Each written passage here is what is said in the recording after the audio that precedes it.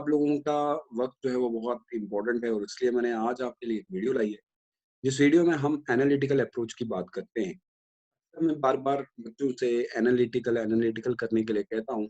आज हम बात करेंगे कि किस तरीके से यूपीएससी हमसे प्री में क्वेश्चन पूछेगा और फिर उसको हम किस तरीके से सॉल्व कर सकते हैं।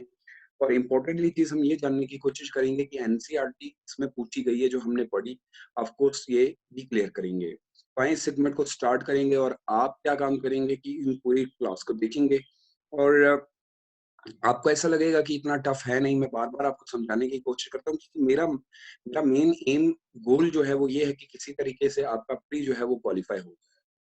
और आपका प्री अगर क्वालीफाई हो जाता है तो मेंस के लिए तैयारी करना बहुत ईज़ी रहेगा, लेकिन कैसे हम प्री क्वालीफाई करें? तो आज का सेगमेंट ये है कि आएँ कैसे प्री क्वालीफाई करें और सोच कैसी रखनी है हमें, जब हम अपने नोट्स वगैरह बनाते रहेंगे। देखिएगा कि मैंने यूपीएससी के ही कुछ क्वेश्चन लिए हुए हैं जो पिछले साल पूछे गए हैं और एनालिटिकल कैसे करेंगे और अगर आप होते तो आप क्या करते और उत्तर किस तरीके से देते? देखिएगा ये पहला प्रश्न जो पूछा गया है वो बहुत ही एक सेगमेंट की तरह पूछा गया है। ये प्रश्न जो है वो एनसीईआरटी से लिया गया था और एनसीईआरटी की क्लास 10 से लिया गया सवाल है। अब देखिएगा आप जब पढ़ेंगे और ये कौन-सा चैप्टर से लिया गया है तो चैप्टर नंबर 2 से लिया गया है। चैप्टर नंबर 2 और चैप्टर का नाम जो है वो है नेशनलिज्म इन इंडिया। ठीक है?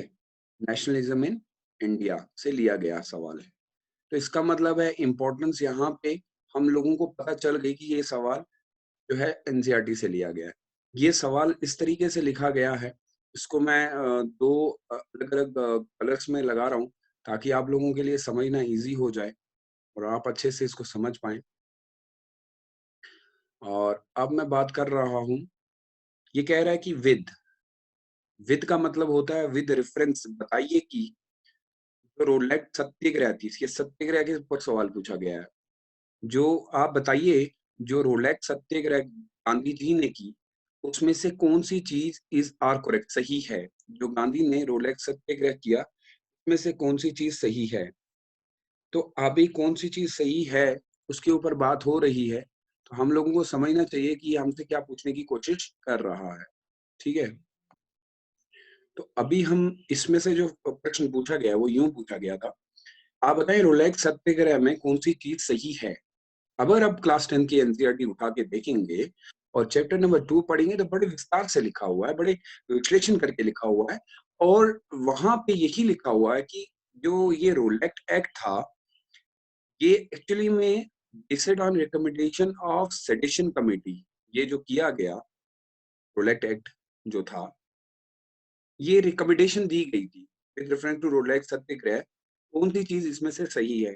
तो कहता है कि रोलैक्ट एक्ट जो है, वो इसलिए बनाया गया था कि वहाँ पे एक रिकमेंडेशन दी गई थी और रिकमेंडेशन देने वाली कमिटी जो थी, वो सेडेशन कमिटी थी।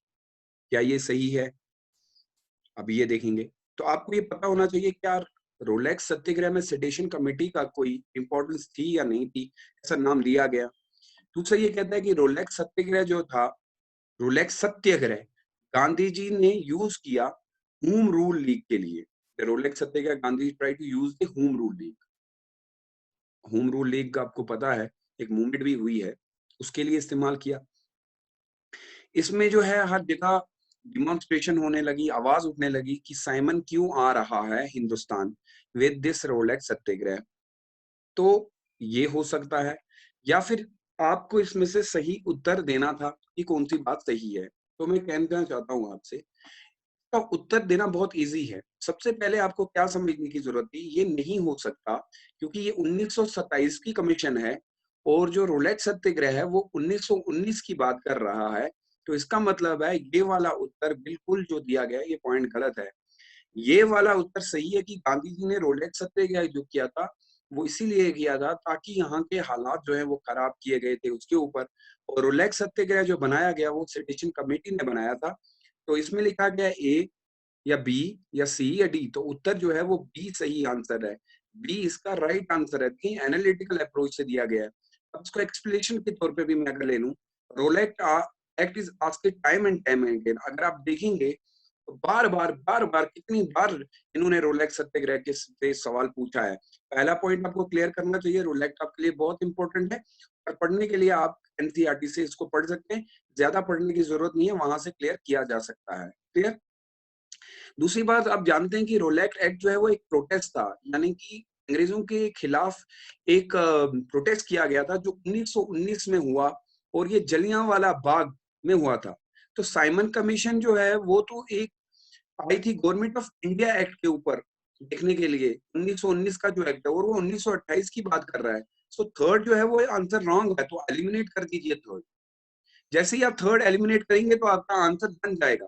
नाउ लुक, जो 2 है, एट 2, अब जो दूसरा पॉइंट यहाँ पे दिया गया है, 2 में क्या लिखा है? ये वाला होम रूल। तो आपको याद होना चाहिए जो 2 है, होम रूल मूवमेंट जो स्टार्ट हुई थी वो 1916 में हुई और Gandhi ji did use a voluntary home rule league. तो गांधी जी ने वॉलेंट्री तौर पे यूज किया था। तो ये भी सही उत्तर है। तो ये वाला एलिमिनेट करना था थर्ड और आपका, इसको कहते हैं हम एनालिटिकल अप्रोच। आई होप कि आप जब अपने उत्तर देंगे ऐसे देना पड़ेगा और एनसीईआरटी से हो सकता था। चलिए अगला क्वेश्चन देखते हैं कि और कितना। अब लर्निंग आपके लिए यहाँ पे क्या रहा कि मुझे क्या पढ़ना है। आपको यहाँ पे पढ़ना है Rowlatt act, very very important. Jallianwala Bagh कब हुआ था वो आपके लिए, और इसको हिमालयन ब्लेंडर भी कहा जाता है। ये अगर दो पढ़ते तो आपका उत्तर इसमें से निकल जाता। लर्निंग आपके लिए ये रही, यहाँ से इसको पढ़ के आप अपना उत्तर दे सकते थे और ये आप एनसीईआरटी से पढ़ेंगे।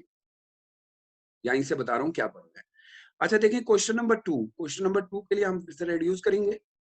हाँ, क्वेश्चन नंबर 2 क्या पूछा गया है? हु हु कौन of the following was were economic critics of colonialism in India. आपको पता है कि यहाँ पे जो है हिंदुस्तान के ऊपर क्या किया गया था, हिंदुस्तान के ऊपर जो है एक बड़ा एक मैं ये कह सकता हूँ कि शासन जो चलाया गया अंग्रेजी हुकूमत के दौरान, जो शासन चलाया गया वो शासन क्या था? आप जानते हैं कि वो शासन उपनिवेशवाद था। शासन जो उपनिवेशवाद था उसके कारण हिंदुस्तान को बहुत ज्यादा तकलीफें उठानी पड़ी और सबसे ज्यादा जो है आर्थिक तौर पे हिंदुस्तान बहुत ज्यादा नीचे हो गया। अब इसमें से आपको कौन सा बंदा ऐसा लग रहा है जिसने आर्थिक तौर पे हिंदुस्तान की उस समय लोगों को बताया कि किस तरीके से उपनिवेशवाद हिंदुस्तान की आर्थिक स्थिति को खराब कर सकता है? क्या आप उस बंदे को जानते हैं?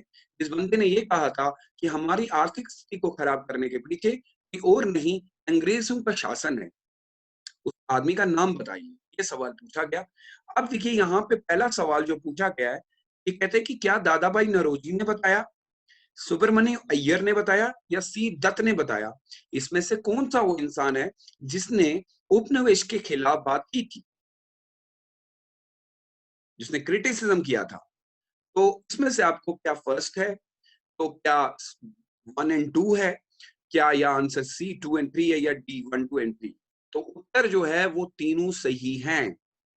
उत्तर इन तीनों ने अंग्रेजी शासन की बनाई हुई उपनिवेशवाद की जो रणनीतियां थी और कूटनीतियां थी उनके खिलाफ बात की। वो दादा भाई नौरोजी भी थे, वो सुब्रमण्यम अय्यर भी थे और सी दत्त भी थे।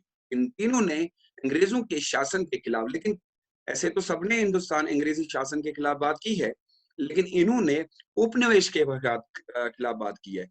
आए जरा देखें कि हम इस आंसर को कहां से कंप्लीट कर सकते थे। क्या यहाँ पे भी एनसीईआरटी यूज होती? तो सवाल इस तरीके से, ये क्वेश्चन जो है फिर से मैं बता रहा हूँ, अगेन बार बार पूछा जा रहा है, ये भी पूछा गया है। यहाँ पे जब हम बात करते हैं दादा नौरोजी की या दत्त की, यू ऑल नो, आप दोनों को जानते हैं। इन सवाल जो है दादा भाई नौरोजी और दत्त जो है वो बहुत फेमस है, यू ऑल नो। सो जो 1 and 3 only in one option, तो देखिएगा 1 और 3 जो है ना कहीं है नहीं है, नहीं है ना। 1 है, 1 2 है, 2 3 और 1 2 3 है। इसका मतलब है दत्त का नाम नहीं आया। तो मुझे यहीं पे पता चल जाएगा दत्त का नाम नहीं आया तो भाई दत्त किस में आया है? 1 तो होना ही होना है, क्योंकि दादा भाई नौरोजी तो हेडमास्टर थे जिन्होंने सबसे पहले आर्थिक कूटनीति की बात की। तो फर्स्ट किस में है? इसमें। या तो आंसर ये बन सकता था, ये बन सकता, ये तो हो ही नहीं सकता क्योंकि 2 एंड 3 1 आएगा ही नहीं, दादा भाई नौरोजी के बिना तो हो नहीं सकता, तो 1 है। तो इन तीनों में से कौन हो सकता? तो फिर मुझे पता करना था, दत्त भी थे जिन्होंने सबसे पहले जो है दादा भाई नौरोजी के बाद कूटनीति वो जो है उपनिवेश के खिलाफ बात की। तो इसमें 2, अब 3 भी आ गया, तो 3 जो है यहाँ पे है, 3 और किसी में नहीं है, तो आंसर जो है वो डी है। 1 2 एंड 3 ये होता है एनालिटिकल अप्रोच। अब देखिए कैसे, ये क्वेश्चन जो है CAPF में भी पूछा गया था 2016 में, इनडायरेक्ट रिपीट किया गया, books written were asked, book से लिया गया है। आपको याद रखना क्या, यहाँ पे books written by Naoroji and Dutt, उनमें इन्होंने बात की है, तो हम इसको पढ़ सकते थे किससे, ये कंप्लीट किया जा सकता है, ये सवाल जो है डायरेक्टली इन्होंने स्पेक्ट्रम से लिया गया है। और प्लस ये सवाल NCERT से भी पूरा किया जा सकता था। तो दोनों बुक्स जो प्रेफर की गई हैं, तो प्लीज आप, और इसमें आपको दादा भाई नौरोजी जो है वो बहुत इंपॉर्टेंट है। सो लर्निंग के लिए आप दादा भाई नौरोजी और दत्त के बारे में थोड़ा बहुत पढ़ते तो आंसर आ जाता। फिर क्वेश्चन नंबर 3 जो पूछा गया, बड़ा आसान था। इन्होंने कहा कि वो कौन सा कांग्रेस सेशन था, with reference to Congress session socialistic party consider the following statement. आप बताइए, with reference to Congress socialistic party, एक पार्टी बनी थी जिसका नाम था कांग्रेस सोशलिस्टिक पार्टी, उसका क्या मानना था, उद्देश्य क्या थे उस पार्टी के, क्या आप जानते हैं? कांग्रेस सोशलिस्टिक पार्टी किसने बनाई, क्या आप जानते हैं पार्टी का मेन काम क्या था? तो अब यहाँ पे हमें स्टेटमेंट दी गई है। पहली स्टेटमेंट ये दी गई है, इसने ये कहा था इस पार्टी ने कि हम बायकॉट करते हैं ब्रिटिश गुड्स और यहाँ के टैक्सेस को भी बंद करते हैं, क्या ऐसा कहा?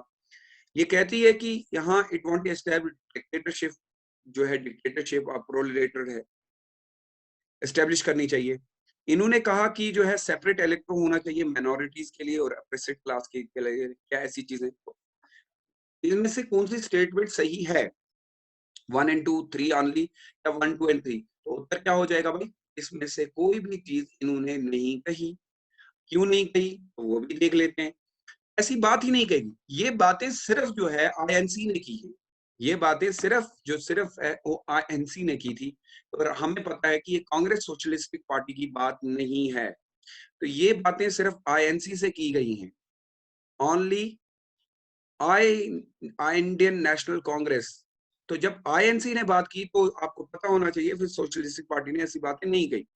नन, क्यों?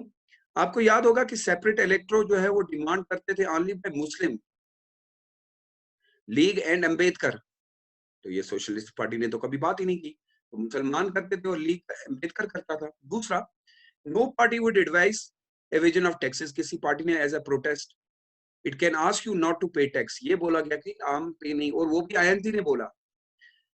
Even CSP is not a communistic party, आपको पता है कांग्रेस सोशलिस्ट पार्टी वो कम्युनिस्टिक पार्टी नहीं, बट वो socialist, so no question of dictatorship, उन्होंने डिक्टेटरशिप, क्योंकि वो तो कभी कहते ही नहीं थे हमें जो है यहाँ पे डिक्टेटरशिप।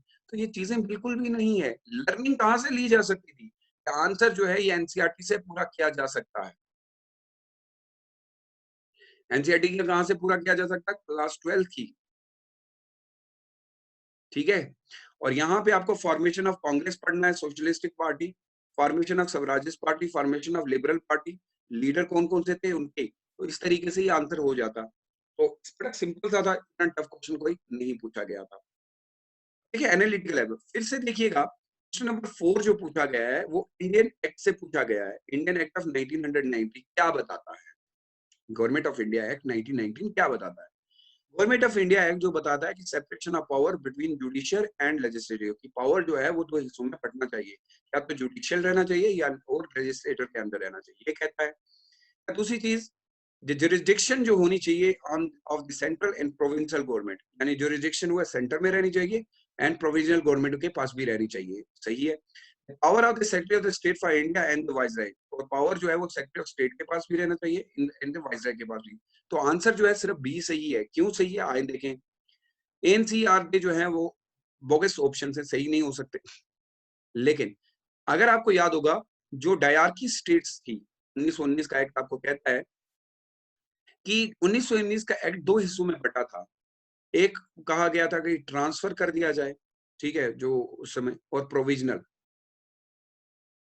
यानी some transfer to popular elected minister as there was a provisional list. It defined jurisdiction of state and provisional government covered in tidbit. So आप अगर पढ़ते होंगे, टीचर पढ़ाएगा तो के लिए कोई आपको याद होगा 1919 का एक्ट NCERT में भी दिया हुआ है। तो आपको कितने एक्ट पढ़ने? एक तो 1909 का एक्ट, 1919 का एक्ट, 1935 का एक्ट, आपको क्लैरिटी आ जाती। ये भी NCERT से पूरा किया जा सकता है, एक क्लास 10th में भी लिखा हुआ है। और हम जो है यहाँ पे एक बुक आती है लक्ष्मीकांत, तो कभी-कभी जब हम लक्ष्मीकांत पढ़ते हैं वहाँ से भी ये जो है पूरा किया जा सकता था। तो आंसर जो वही है कि वो कहते थे कि नहीं यार सेंटर को भी पावर रहनी चाहिए और स्टेट गवर्नमेंट को, क्योंकि उस समय अंग्रेज कहते नहीं हम सेंटर से ही सब कुछ चलाएँगे, आप लोग हमारे गुलाम रहिए, तो ऐसा बिल्कुल भी नहीं था। अगर मैं क्वेश्चन नंबर 5 देखता हूँ, क्वेश्चन नंबर 5 कहा जाता है कि इसमें से कौन-सी चीज़ जो है वो मार्च किया गया, यानी आपको सिविल डिसोबीडियंस या साल्ट मार्च के बारे में पता होगा। मार्च तंजौर कॉज से किसने किया था? किसने साल्ट लॉ इन अप्रैल 1930 में जो आपको याद है मार्च में हुआ। अप्रैल 1930 में तंजौर में जो है किसी ने मार्च स्टार्ट की, यही साल्ट मार्च, जबकि साल्ट मार्च गांधी जी ने स्टार्ट की थी। वी.ओ. चंद्रमन पिल्ले, सी राजगोपालाचार्य जी और के कामराज या एनी बेसेंट। अगर मैं आपको बता दूं तो ये पॉसिबल ही नहीं है। You have to remember the name. Dandi March is way too important. ये लिया गया है एनसीईआरटी से और ये क्लास 10th में भी दिया गया है और ये हमें क्लास 12th की एनसीईआरटी से सवाल लिया गया है। ठीक है, अगर देखिएगा तो आपको पता चलेगा बाय द बिटवीन, देखिएगा वेणुगोपाल, यहाँ पे जो हमारा नाम है वी.ओ. चंद्रमन पिल्ले, उनका नाम तो बिल्कुल नहीं आएगा। क्यों नहीं आएगा? डिफरेंट विद गांधी, वो गांधी जी के साथ थे ही नहीं and had withdraw from the Congress 1920 को ही वो तो विथड्रॉ करके चले गए थे।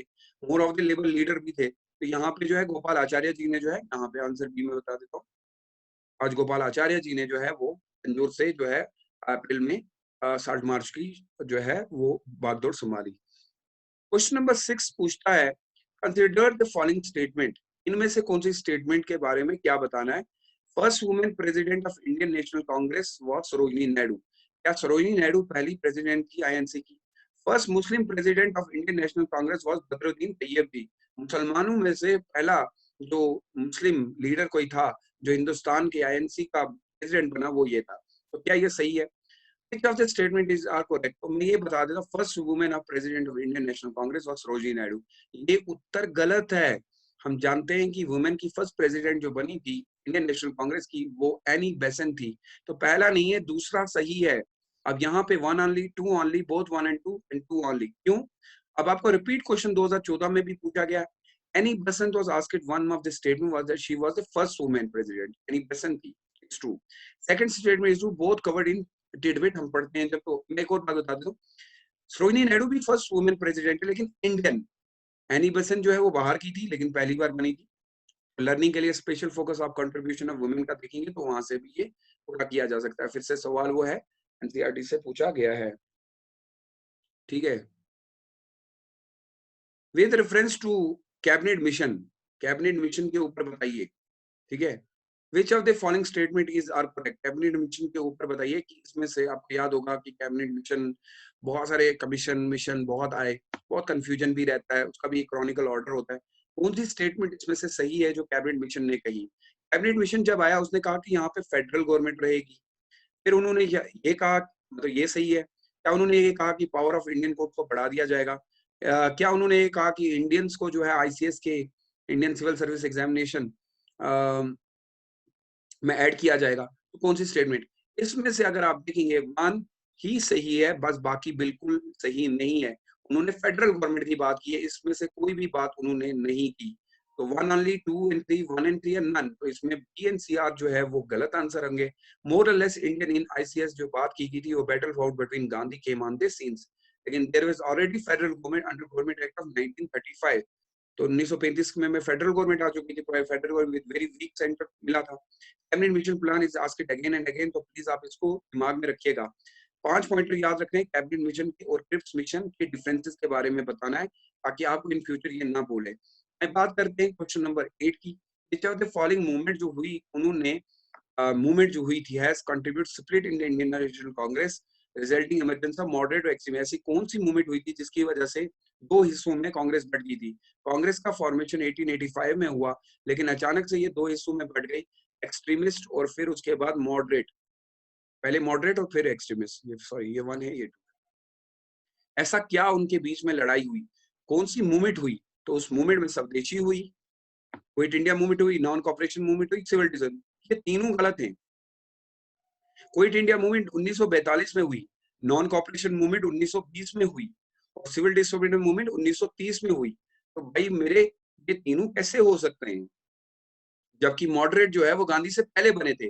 तो यहाँ पे स्वदेशी मूवमेंट है, इसकी वजह से उनके बीच में आपस में तनाव होने के कारण जो है वो अलग हो गए। स्वदेशी मूवमेंट जो है वो 1907 में हुआ, बाकी की मूवमेंट तो बहुत लेट हुई। तो मेन इश्यू जो है वो स्वदेशी था, मॉडरेट। और इसको याद होगा आपको, लाल लाल पाल ने शुरू किया था, unification of Congress, liberal party separate Congress. Learning के लिए स्वदेशी आप पढ़ सकते थे, बाइकआउट मूवमेंट पढ़ सकते थे। 1906 का कोलकाता सेशन भी इम्पोर्टेंट था, रेजोल्यूशन पास किए गए मुस्लिम से भी। सो यहाँ पे हमें एक चीज पता चल गई कि हमें कोई भी आंसर देने के टाइम पे एनालिटिकल अप्रोच पे काम करना ही करना है। एनालिटिकल अप्रोच बहुत इंपॉर्टेंट होती है, और इसके बिना आप जो है आंसर जो है सॉल्व नहीं कर पाएंगे। तो प्लीज आई रिकमेंड यू, आज तो मैंने बता दिया कि आप अपने अंदर ये लाने की कोशिश करें, ट्राई टू, क्या करने के लिए, try to eliminate wrong options. पहले आप रॉन्ग ऑप्शन को एलिमिनेट करने की कोशिश करें, so that it become easy, आपके लिए बहुत इजी बन जाएगा to find the right answer, की सही उत्तर क्या हो सकता है।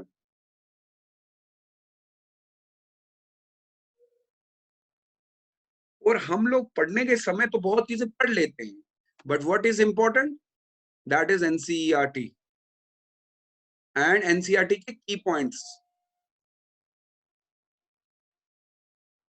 ठीक है, तो ये वैल्यू एडिशन क्लास मैंने रखी थी कि आप लोगों का अभी क्लासेस तो शुरू होने वाली हैं, अभी टाइम लगेगा। तब तक मैं इसी तरीके के सवाल आपसे, कल मैं मेंस का एक सवाल आपको करवाने जा रहा हूँ, और कोशिश करूंगा कि उसमें भी आपको काफी सारी जानकारी में सिर्फ समझाने की कोशिश की थी कि किसी तरीके से आप मेरे साथ जुड़े, और ये याद रखिए कि किस तरीके से उत्तर को दिया जाता है। क्या ये सही ढंग है कि 4 क्वेश्चन दिए हुए हैं, पहला सही है, दूसरा सही है, पहले उसको बारे में। तो हर एक जब उत्तर आपको मिल रहा है, उसकी एक्सप्लेनेशन आपको पता होनी चाहिए।